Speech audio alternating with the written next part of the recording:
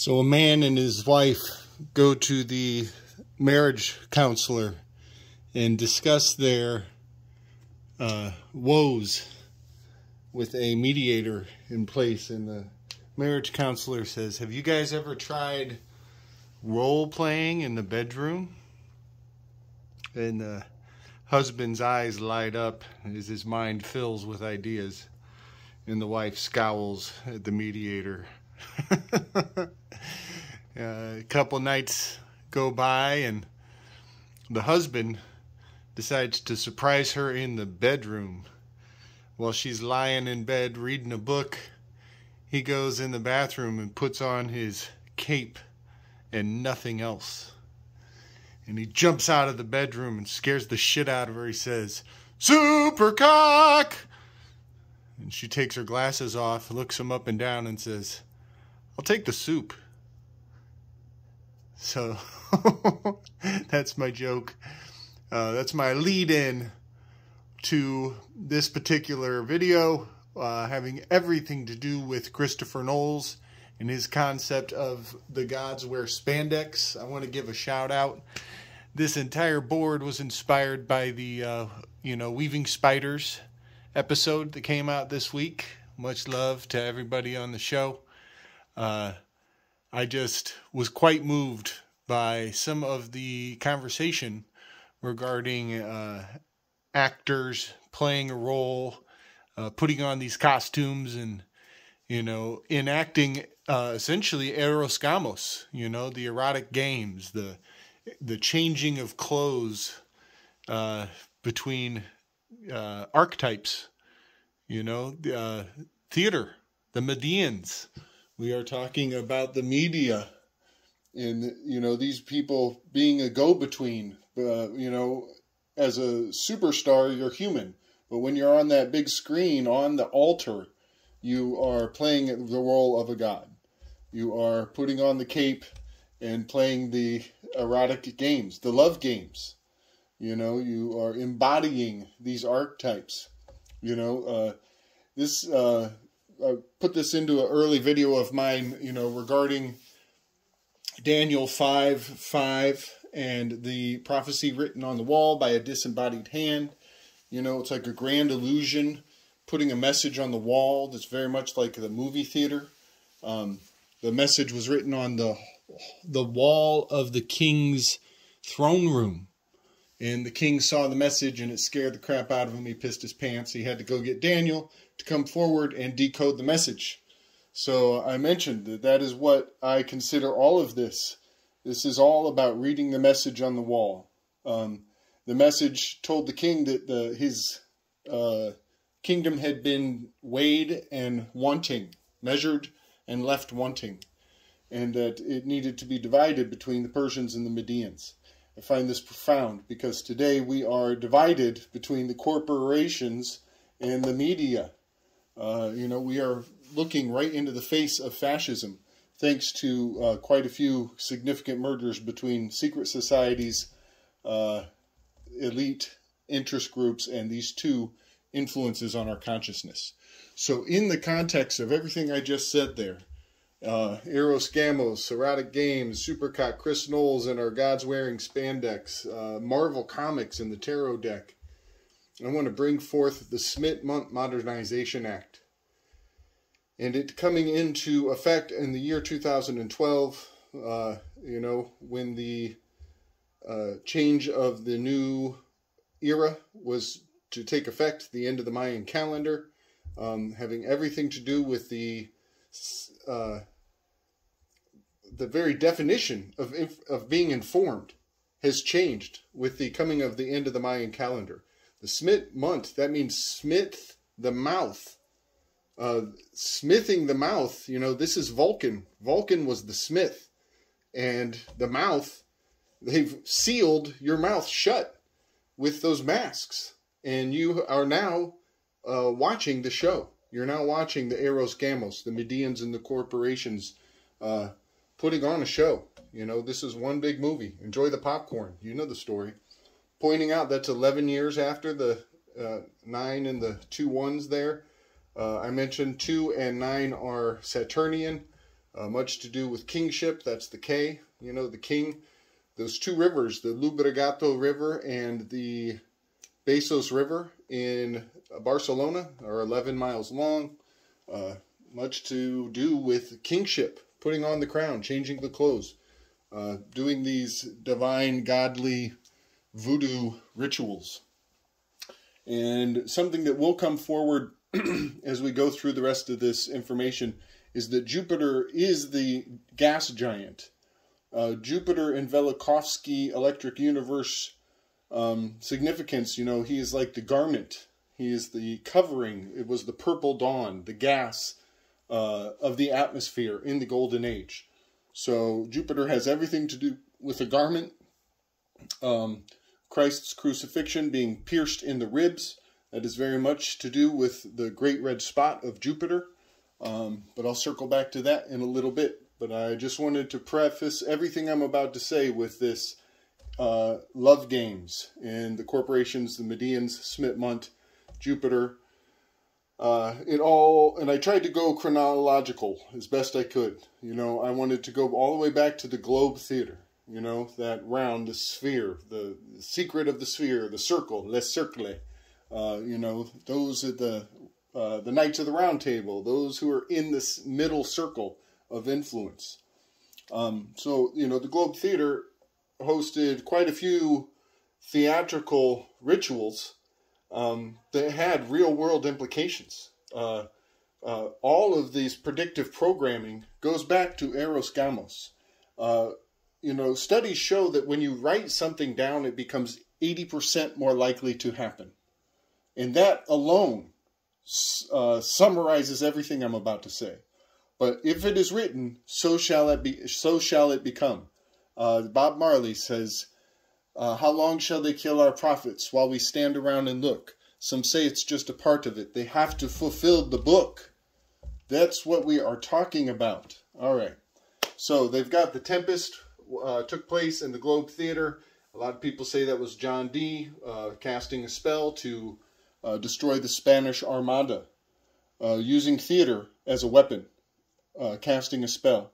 Romeo and Juliet, the story of Romeo and Juliet is actually an indicator, a signal from the Globe Theater, you know, Francis Bacon and his crew, telling Rome that we know about Cleopatra and Julius Caesar and Marcus, I think it's Marcus Caesar, Julius's brother, who after he dies, she has to fall back to the brother. You know, and Cleopatra has much to do, you know, this is Cleopatra, that's the stone. Ptolemy, you know, this is the stone. This is everything to do with Egypt and the hidden bloodlines, and they're tying into Roman bloodlines. You could resort back to Ralph Ellis, in his book Cleopatra to Christ. Has everything to do with this Romeo and Juliet, the Globe Theater, using fiction to influence true history. In point to the fact that we know the secrets and we're putting them in plain sight, in public purview, like steganography, to tell those in powerful positions that we know the truth of history, and we are willing to hold on to that truth and keep it in a fictional context, as long as, you know, you honor our position at the table, at Le Cercle, the circle. There was a book called Titan that was written describing all of the events of the Titanic, some handful of years before the Titanic actually happened. Incredibly accurate how this story came to fruition. I also want to point out that the Titanic was depicted on a $20 bill. It's a $20 bill from, I think Roosevelt was on the front of it. I don't know the time frame of that $20 bill, but on that bill was a train on one side and a Titanic ghost ship on the other side, and they were colliding in the center of the $20 bill, much like the Twin Towers are depicted in the $20 bill today. The train and the Titanic colliding on the 20 was The trains was a legal battle that instituted corporate personhood. I think it's Tompkins versus somebody. That train case against civilians gave the Titans corporate personhood. So that $20 bill with the Titanic ship and the train colliding was all about Eros Gamos.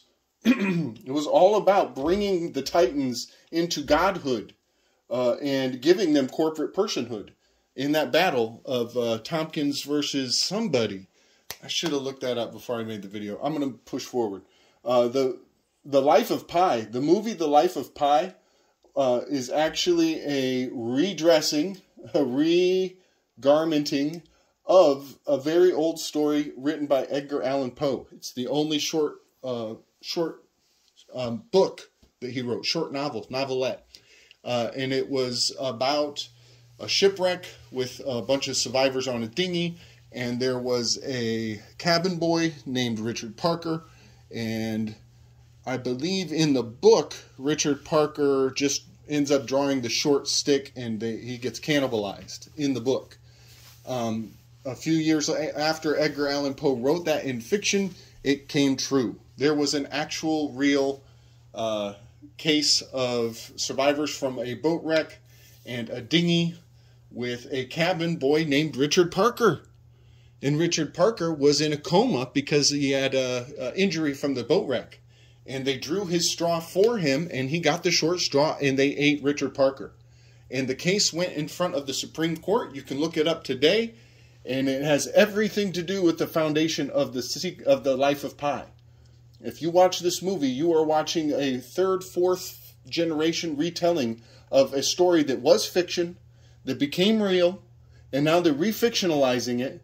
And when you get to the end of the Life of Pi, the closing line is, which story do you prefer, the fiction or the truth? And the man says, I prefer the fiction. And he says, so it is with God. And the Life of Pi was put out in 2012, right at the time when they were making the Mundt Act, and they were breaking the division line between fiction and truth, reality and story. So it was written, so it shall be. They got to fulfill the book. You know, the Mundt Act. We are just watching the fiction coming to life before our eyes. They are weaving in and out of truth, fiction, mythology, actors, acting, acting from Saturday Night Live. Some people will catch that joke. Back to the Future is a good example. Donnie Darko is a great example. The Matrix, Fight Club, all of these things coming into play where fiction and reality are getting very transparent ideologically. Just in time for the Smith-Mundt Act to make everybody question what is real, what is false. And the next big move in healthcare is mental health. Mental health is the main focus of what's coming out.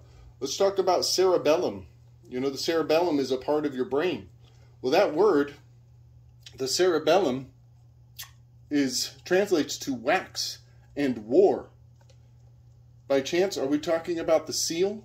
A waxy seal, you know, of war that heats up and war will break out, you know, with the cerebellum. You know, we are talking, all of this has much to do with ceremony. Ceremony means wax. We're talking about candlelit ceremonies. Dark rooms, getting the Eros Gamos, watching the entertainment in the dark chamber.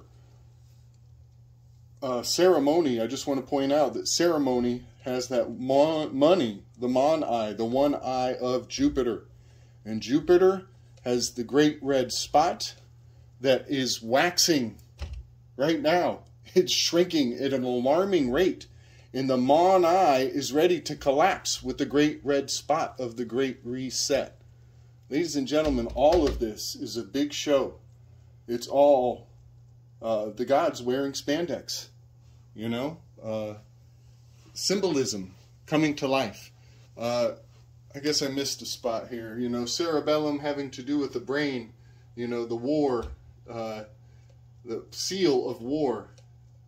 I just wanted to reference back to a video I did a while back on PC, how politically correct the pacifism, the Pisces, the PCR test, Has everything to do with your prefrontal cortex, which is the crown of peace.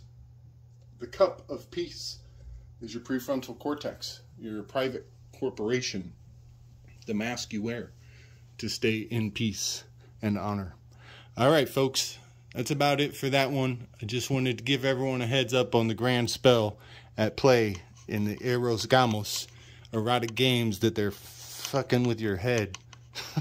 Much love.